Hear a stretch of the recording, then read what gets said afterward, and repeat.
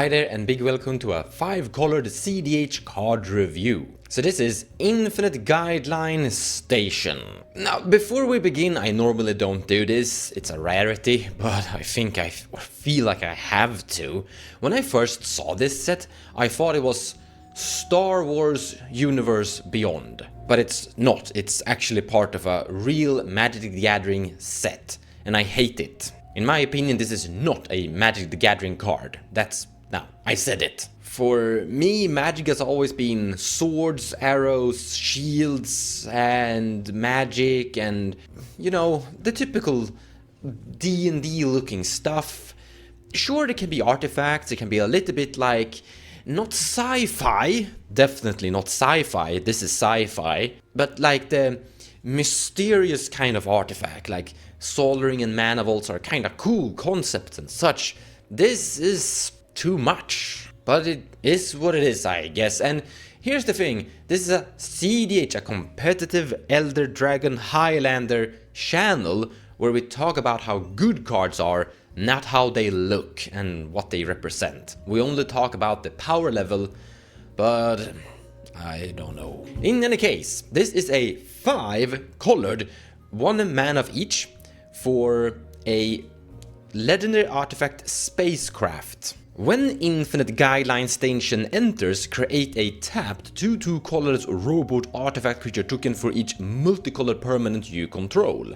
So like, Deathrite Shaman is a good example of that. Lofo Corrupted Sheriff is also a good example of this. Lavinia Azorius Renegade, Tymna the Weaver, you get the point. It has flying, and whenever Infinite Guideline Station attacks, draw a card for each multicolored permanent you control. Now Station or Spacecraft or whatever they are calling it, works that it has plus 12 down there, so you need to tap creatures, and you're adding charge counters or station counter, I don't remember, to this card equal to that tapped creature's power. So you need to tap 12 worth of power to make this station, this artifact, into a creature.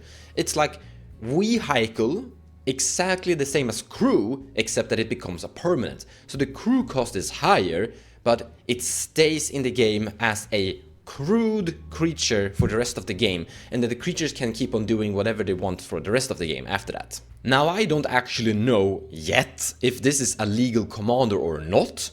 They have just made, or recently made, vehicles into legal commanders, that your vehicle can be a commander.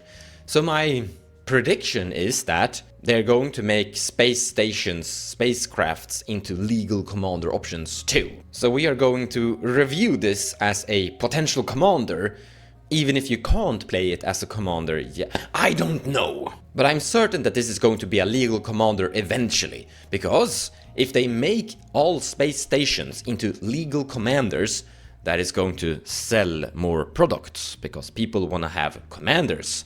Whatever is commander sells more. Wizards of the Coast are making a lot of money on the commander. That's basically truth. So how good is this? Now, to my joy, as I don't want to play against this, and I don't think this should be a legal commander, it's bad. And I'm probably not going to run into it in a competitive pod. You might play against this in casual though. The reason behind this card's weakness is quite simple. Power creep. This is competing against a lot of different 5-color identity commanders out there, and there's a lot of other 5-color identity commanders that are basically doing the same, not exactly the same thing, but straight up being better than this. A good example here is Yoda the Unifier. Another 5-color commander option with a huge card draw potential, as well as getting online faster. You only need to have Yoda in play, then cast your first legendary spell, and then you're off to the races. Compared to the space station here, you need to like tap a lot of creatures to make it into a creature, then it needs to attack.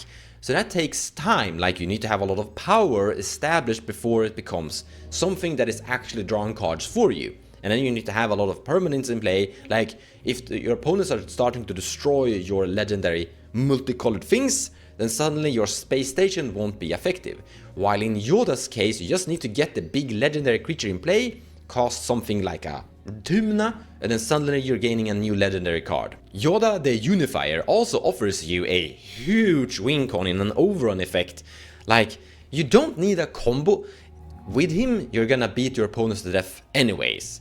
Here's the thing though, Yoda the Unifier isn't like that great in cEDH, and him being stronger in my opinion than the space station means that the space station is just going to be casual too. Sisei Weatherlight Captain is going to be much stronger than this, or is much stronger than this. Nayela the Blade Blossom is a lot stronger than this. Kenrith the Returned King is a powerhouse in my opinion. But another big problem with this card is also that it just takes so much time to get this online. Like, once again, you really need a lot of creatures to power up this to the 12 shard counters, because most cEDH creatures are like 1 power, 2 power, and a rarity 3 power, and you don't have that many. Also, the turn count in this game is rather low, so the amount of value you're going to generate from this is like 1 attack, and that's it. In that case, you have a much stronger, is it Niv Mizzet Reborn? Yeah, Niv Mizzet Reborn. The big expensive 5-color Guild Dragon Commander that on ETB will look at a lot of cards in your top of your library and just put a lot of multicolor cards into your hand directly.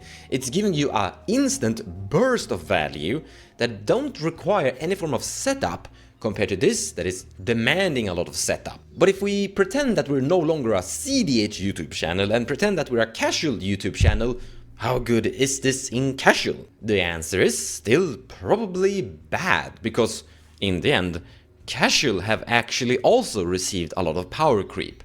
You know, sometimes I actually do play casual, and when I play against casual decks these days, they are pretty strong. I've heard a lot of other casual YouTube channels do complain about a lot of potential power creep in casual builds, and that some casual builds aren't really that casual anymore and such. And in my experience, the power of producing a lot of card draw and a lot of like raw, high amount of creatures with a lot of attack power is quite easy these days. I guess it does kinda work, but I still think it's going to be a little bit too slow compared to what I've seen other casual players do currently inside the format. That's saying something about casual and power creep in general, I guess. Something I've heard a lot of casual players complain about when I play casual is that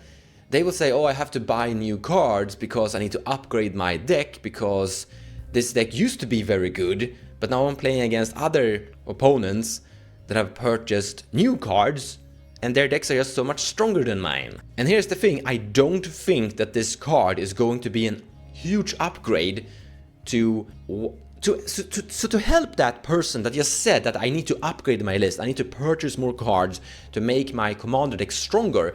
I don't think that this is what that player or person should be looking for.